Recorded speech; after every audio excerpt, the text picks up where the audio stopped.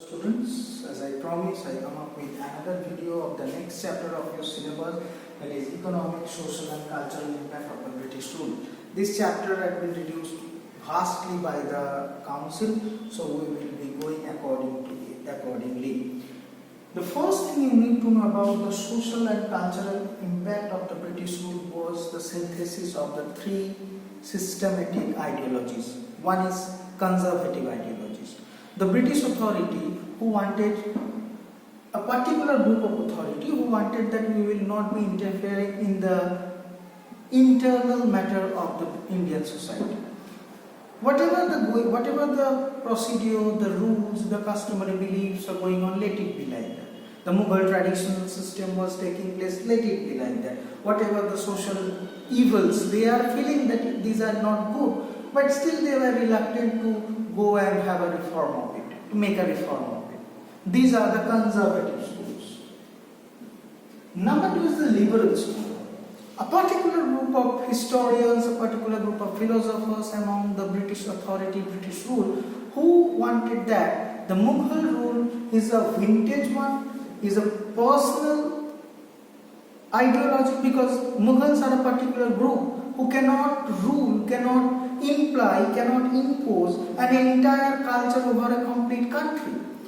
So, since we are the superior, we are the ruler of the India now, of 19th century, whatever are there, whatever existing in the Indian society will be demolished, will be replaced by our complete British structure. These are the liberals. We must say they are the radicals also.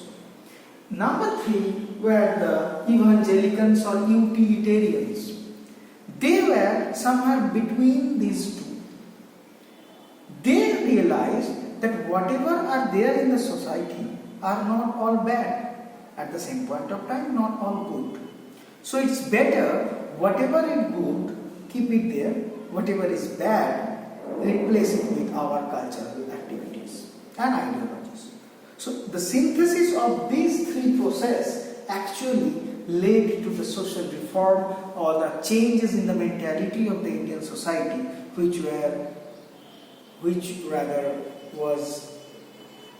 came in the forefront through the initiative of some of the iconic personalities like Ram Mohan Roy, Vivekananda, Vidyasagar and others.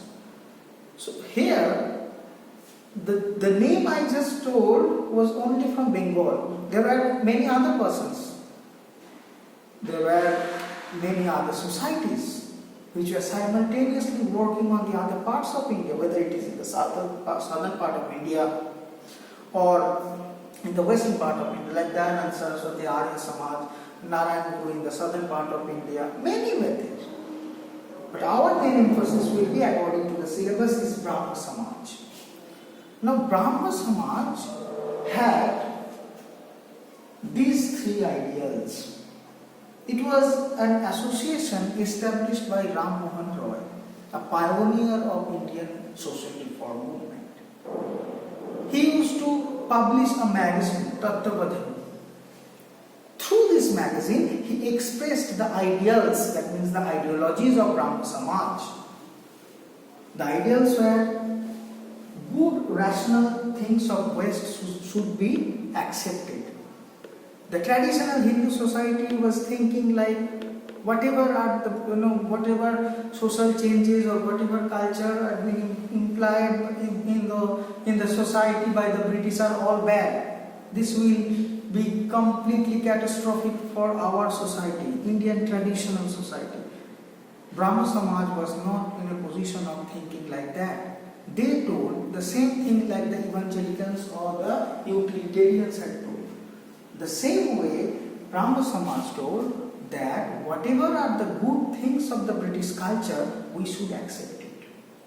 Second point he told, at the same point of time, we should not neglect our ancient civilizations and the good aspects of it. The Veda, the Upanishads, the Aranyaks, the Vedic literature, the vast source of knowledge. There is no point that we should be neglecting it. But at the same time, we should also take the good aspects of it. The theories of liberty, democracy, equality. We need to know that. the history, geography, all these things. Previously it was not in a syllabus, not in a study.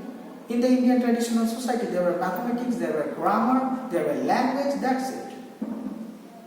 But to know the world, you need to study all these chapters, history, geography, philosophy, all are the subjects that had came with through the British authority, not by the Indian culture. And the last thing is told that we have to synthesize two of these ideologies to make the society better. That means we have to accept the better thing of the West. We should not and must not forget the good thing of the ancient civilizations of India, and we have to synthesize them both in order to make a good society. The society was under a single leadership and single ideology, rather a group of ideologies, till the day Ram Mohan was alive.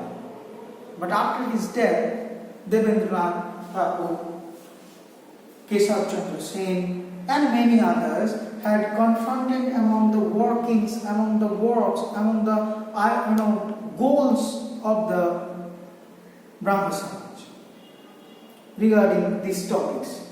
Devendranath Tagore was more traditional. He wanted to keep it inside the educational reform or the traditional social reform. But whereas Keshav Chandra Sen was more drastical towards the empowerment of the women, the abolition of sati practice, though Ram Mohan did it in 1829, but it was not completely removed in the society. It was still there, taking place in the several part distance from the main centers of the country like Calcutta, Mumbai, Madras, or wherever it is. Besides that, the women study, the schools for the women, the equality, abolition of untouchability, social discrimination should not be there. These broader aspects are also being accepted as a goal of Brahma Samaj by Keshav Chandra Sen, who introduced the Southern Brahma Samaj. Adi Brahma Samaj remained very, very quiet, encircled with a very low boundary, a very small boundary, because the people was now attracted to the ideologies of Keshav Chandra Sen. So gradually Adi Brahma Samaj abolished. Southern Brahma Samaj was working very well, but unfortunately Keshav Chandra Sen gave marriage to her daughter, at the age of 13. Which was itself a child marriage, and quite hilariously, Keshav Chandra Sen outside in the stages in the society were protesting against the child marriage, but he himself gave marriage to her daughter in the age of 13. So this incident created a vast rift between Keshav Chandra Sen's followers and the other young bloods inside Brahma Samaj. So they shifted towards a new one, Navavidhan Brahma Samaj. But it was quite an elitist movement. Elitist means it did not pay attention towards the economic factors that were also related with the society, which in modern day are a socio-economic problem. That kept the grassroots level people out of this movement. And as it was elitist in nature, it could not succeed. Understood? Gradually coming to the role of Ram Mohan Rai. We know he was a fearless person when the point comes toward the social reform. Various protests had been taken place against him, but he stands tall to abolish the sati movement. Whatever Ram Mohan had did, we have already discussed in Brahma Samaj movement. The ideals of social reform in a broader aspect, not only the abolition of sati, but also the abolition, stopping the child marriage, polygamy, and education for the women are also there in the card, which were taken forward by Keshav Chandra Sen, and unfortunately an accident had taken place. That's why the rift had also been taken. So Ram Mohan Roy, we will be studying Ram Mohan Roy mostly centering to the Brahma Samaj movement, whereas sati will be given special emphasis. Coming into the other part of the India, Arya Samaj and Anglo-Oriental movement, these two are only there in the syllabus along with Brahma Samaj movement. Arya Samaj movement, Dayanand Saraswati, he was a believer of ancient past. He realized that our glory is not less than any less than the British authority or the British past. Our past is no less than the British past or the British glory. We have to glorify our past to become the superior in the society. What emphasis or what ideologies or what principles are being followed by Arya Samaj? Like go back to Veda. He told every person you have to study Veda in order to excel in your life. All sources of wisdom are the Vedas, Rig Veda, Sam Veda, Yajur Veda and Atharva Veda. All true to the Almighty. He believed in the existence of God. He believed that if you are a true follower of the Almighty, you will definitely be blessed with knowledge, with wisdom, with prosperity. Next, men's well-being. Not only the religious perspective, overall social upgradation and the lifestyle should be in a positive way. The life of the common people should not hamper. These were the objectives or the principles of Arya Samaj. There are many more. I think there are 10 in the book. So these are the synthesis of that 10. You study all 10 very well because the chapter is very small and only few topics are there in the syllabus. The last topic of this chapter is Anglo-Oriental movement. In the 19th century, the Muslim realized that they are being deprived in the society. They are deprived in the society and they are only the responsible of it. Because initial days when the British introduced the English education, Western education in the society, the Hindus gradually, gladly accepted the chance. It resulted what? They got the jobs in the British offices, they became barrister, they became lawyer, they became professor. But unfortunately, Muslim society were very much traditional, very much conservative. They remain with their traditional flow of education like Arabic, Farsi, Quran, Shariat, Hadith.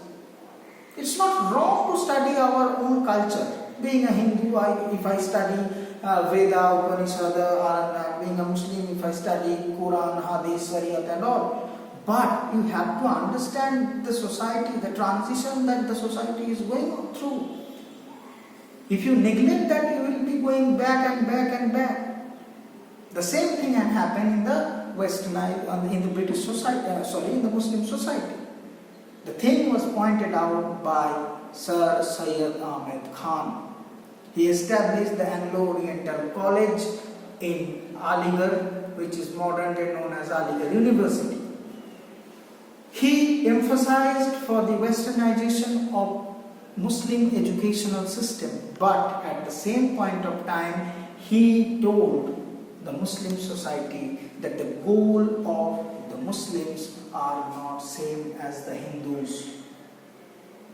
This is the first time the two race theory, I will not say two nation theory, definitely the seeds of two nation theory was being planted by Syed Ahmed Khan, but it is very appropriate, it will be more appropriate to tell if I utter that the two race theory is being implemented by the Aligarh movement. And what had happened? Gradually British also started realizing that the Muslims are being deprived in the society and they are not feeling comfortable with the Hindus in the society. They took the advantage of it and they started using the Muslims in the society for the sake of their own benefit.